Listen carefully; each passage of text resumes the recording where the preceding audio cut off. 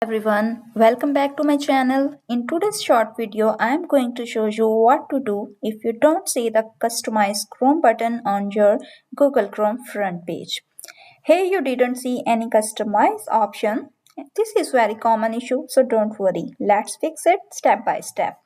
Click the three dots at the top right corner, Quick Help and About Google Chrome. Check if your Chrome is updated version. If not, it will automatically check for updates. Here, my Google Chrome is updated. Let's proceed to the next step. On the left side, click on the search engine. Then click change and make the Google as set as default.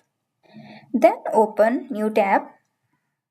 Here you can see your customize Chrome button. And now you can customize your Chrome. If this video helps you, please like the video, share it and subscribe to the channel for more solutions.